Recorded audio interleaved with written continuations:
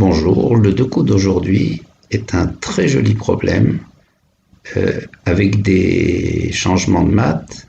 En tout, il y a trois jeux différents, il y a deux essais et une solution. Ceux qui veulent commencer à résoudre résolvent tout de suite, mettent sur pause et nous, on commence. Donc on regarde la position des pièces blanches sur l'échiquier. On voit que le fou à 2,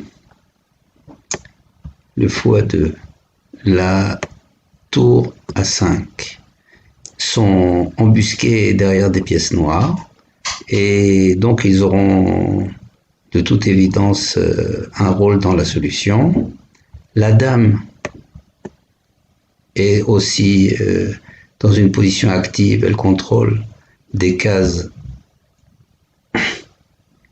Waouh, ça bouge pas comme je souhaite. Alors, on vient en arrière. Voilà, donc, je disais, la dame noire, la dame blanche, pardon, le fou, les deux cavaliers sont parfaitement utilisés pour le contrôle des cases du champ royal et pour le clouage des pièces noires. Donc, ils sont actifs déjà dans le diagramme. La seule pièce qui est sans usage immédiat, c'est la tour B2. On peut la mettre comme ça. Voilà.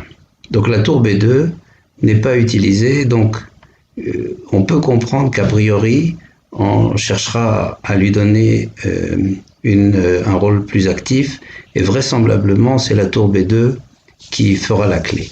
Donc maintenant, on regarde le contrôle des cases, c'est relativement vite fait, donc on va faire la case C5 est contrôlée par la dame, la case D5 est contrôlée par la dame également, et la case E5 est contrôlée par la dame également. Donc la dame G5 contrôle les trois cases du champ royal. Le pion D3 contrôle et à la fois C4 et E4. La case D3 elle-même est contrôlée par le cavalier E1 et le cavalier D1 contrôle à la fois C3 et E3. Hop, voilà, comme ça. Donc, on va essayer tout de suite le premier essai. On veut mettre en jeu la tour B2. Premier essai à regarder, tour C2. Tour C2, contrôle C5 et comme effet, disons, utile, contrôle aussi C4. La menace, c'est dame C5. Dame C5 mat parce que la case E4 est contrôlée par le pion D3. Donc les parades naturelles vont être de prendre le pion D3 pour justement donner la case de fuite. On va prendre le pion D3 des deux côtés, comme ça, avec le fou ou avec la tour, pour donner la case de fuite en E4. De telle manière que le mat ne pourra plus être en C5. Alors voyons tout de suite ce qui se passe. Si le fou prend en D3, donc la tour C2 a contrôlé à la clé la case C4, donc le coup fou prend D3 donne la case de fuite au roi blanc E4. Moyennant quoi, il ouvre aussi la ligne de la tour, et donc les cases C5, D5 et E5 sont contrôlées maintenant par la tour, et les blancs peuvent maintenant mater par dame E3. Alors, ils peuvent mater par dame E3 parce que la case C4 a été gardée à la clé et ils ne peuvent pas mater par dame F4 parce que le fou couvrirait. Donc, je répète, sur fou D3, dame E3. Maintenant, si on prend le pion D3 avec la tour,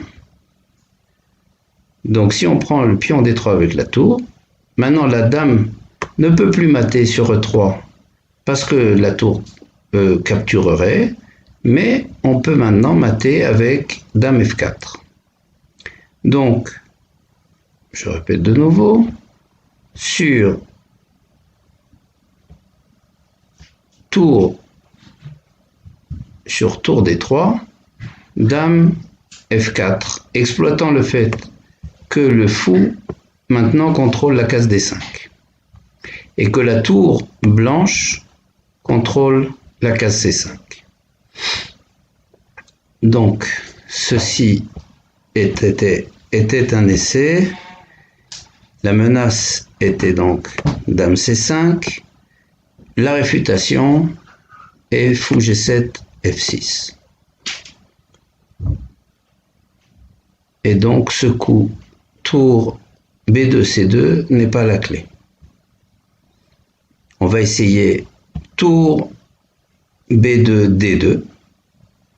Tour B2, D2 contrôle la case D3 et menace cavalier E1, C2.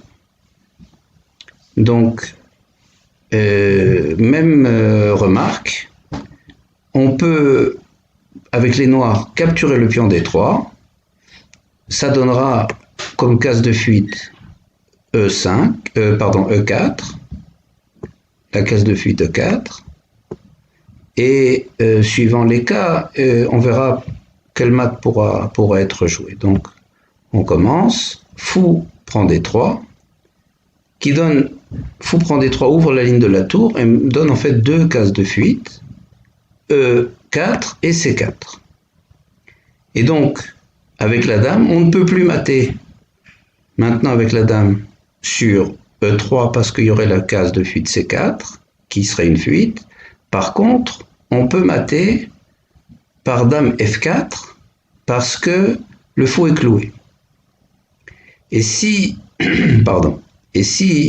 les noirs prennent avec la tour en D3, maintenant on ne peut plus mater sur F4 parce qu'il y a une case de fuite en C5, mais par contre la tour est clouée, la tour D3, donc on peut jouer dame E3 mat. Donc on se trouve avec déjà un bel ensemble de maths qui sont échangés, c'est-à-dire que maintenant sur tour D3 on a dame E3 mat et sur fou D3 on a dame F4 mat. Alors que tout à l'heure, donc quand la tour était en C2, sur tour D3, on avait dame F4 mat, et sur fou D3, on avait dame E3 mat. Donc, on va maintenant regarder la réfutation. C'était juste un rappel. On en a joué tour D2, menace, cavalier C2, ici, et les noirs peuvent réfuter en prenant le fou tout simplement parce que la tour en jouant de B2 à D2 a ouvert la ligne A2 C2 pour la tour noire qui est en A3. Si c'était la tour blanche la tour sur case blanche, la tour noire B3 qui venait contrôler C2, elle ouvrirait le fou et on aurait mat. Donc les noirs choisissent de contrôler C2 par la tour A2 et il n'y a plus de mat. Donc ça c'est le deuxième jeu. Et maintenant on se retrouve avec la troisième possibilité qui est tour E2. Tour E2 contrôle E4 de nouveau et menace d'ailleurs tour E4 mat. Voilà. Donc, contre cette menace, de nouveau les noirs peuvent capturer le pion D3. Et ben, on va voir tout de suite ce qui se passe. Si fou prend D3, il y a maintenant une case de fuite sur C4. Donc, le mat ne peut plus être dame E3, parce que le roi fuirait sur C4.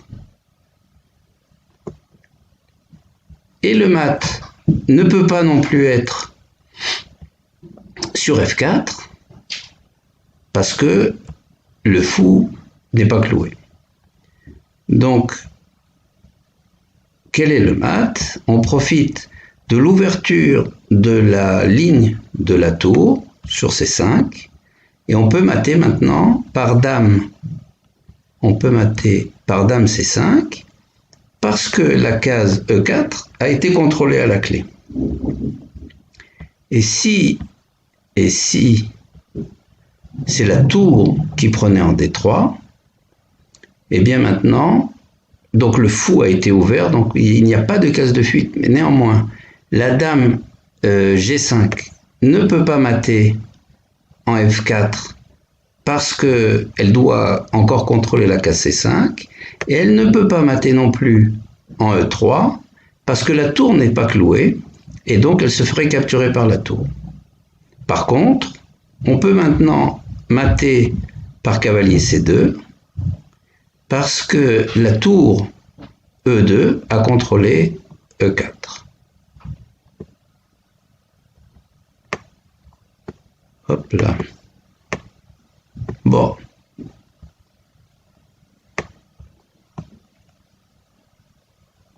Voilà. J'arrive à faire la flèche. Je suis désolé. Donc, la tour E2 contrôle E4. Et donc maintenant, sur tour B3, D3, on peut jouer cavalier E1, C2, mat.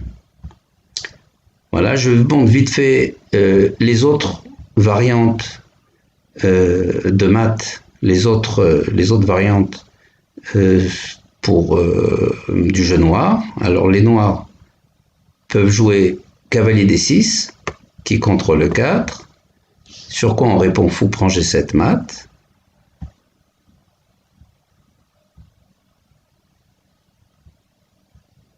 Ils peuvent aussi jouer cavalier F6, sur quoi on a dame 5 mat.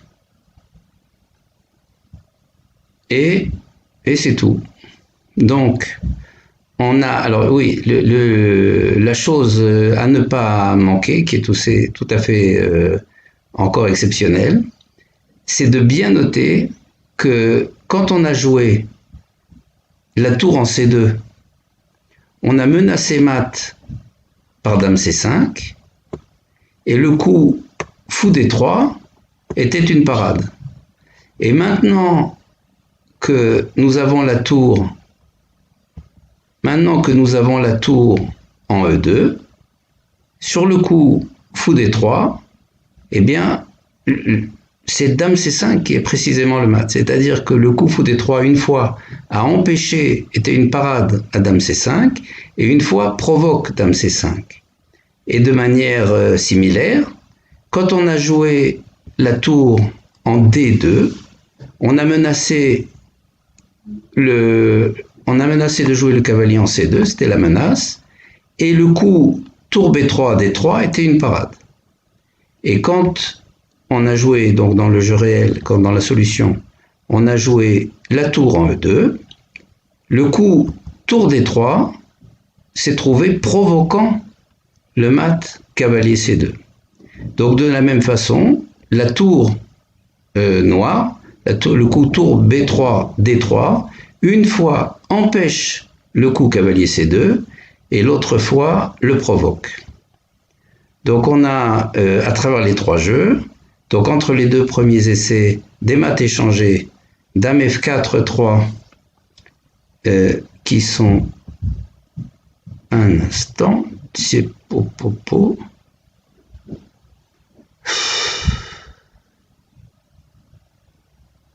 Voilà. J'ai une patte internet. Alors comme ça, on est bien.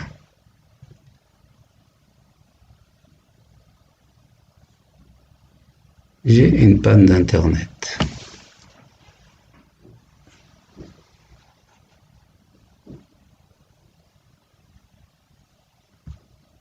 Voilà.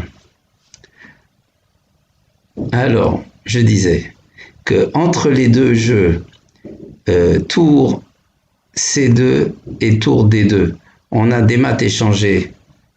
Les noirs prennent le fou ou la tour prend D3 et on a les mates échangées dame F4 ou bien dame 3. Et entre les deux essais, on a les menaces quand c'est tour jouant C2 ou tour en D2. Une fois on menace avec dame C5 et une fois on menace avec cavalier C2. Et les coups, de nouveau, tour prend D3 et fou prend D3 sont des parades. Alors que dans la solution, quand on joue tour E2, les coups cavalier C2,